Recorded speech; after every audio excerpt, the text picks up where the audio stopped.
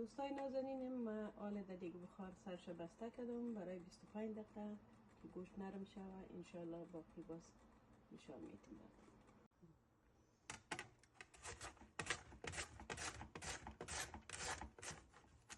دوستای نازنین، من مقدار زردک تازه را میگیرم با این وسیله که دارم.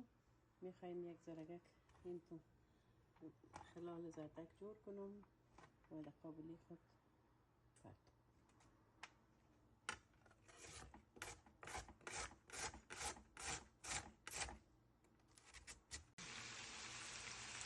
زردک خلال کردم و حالا دقیقا صرفش میکنم.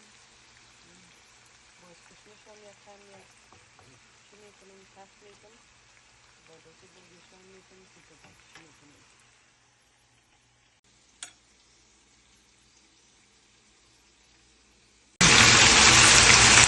زردک خلال کردم و حالا دقیقا صرفش میکنم.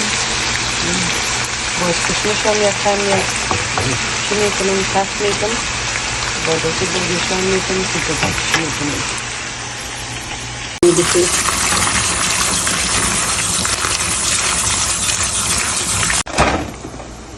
کشمش رنگش این قسمی است دوستان.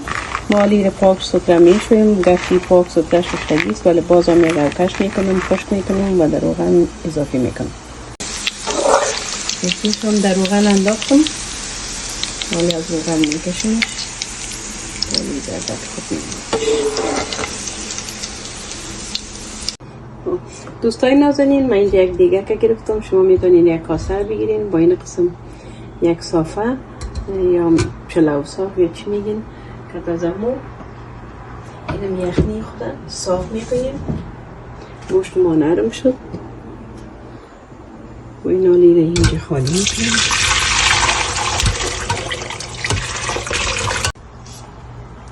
گوشت ما را جدا میکنیم از یخنیش.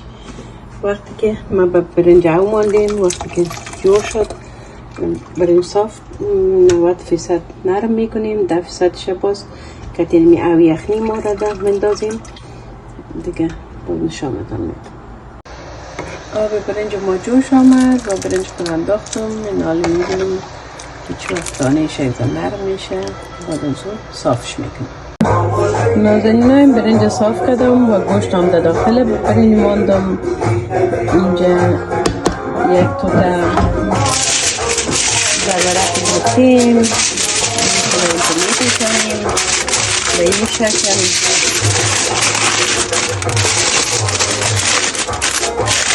کدی سپات میکنیم و خیلی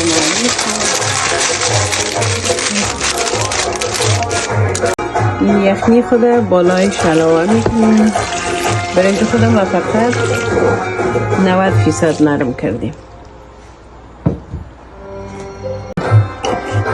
مقدار چهار مساله که ما خودم درست کردیم در رویش باش میتم و همون زردک ها خلال خود در یک پوشدک میمانم و شما میتونین با علاوه که کشمش زردک مندازین خلال بادام، خلال پسته این چیزا را علاوه کنین. من وارد میمانی خود استفاده میکنم چون اولادایم خوش نداره، دوست نداره، فقط برنج ساده را دوست داره و همون خاطر من انداختم. حالا دیگه خود میمانیم برای 25 دقیقه که دم بکشه دیگه قابلی ما آماده است. بخیر دوستای نازنین، خدا کنه که این ویدیو خوشتان آمده باشه. اگه خوشتان آمد این بنده فقیرتان لایک کنین، شیر کنین و سابسکرایب کنین. تشکر یک جان از توجهتان. به خدای پاک میسپارمتان همه.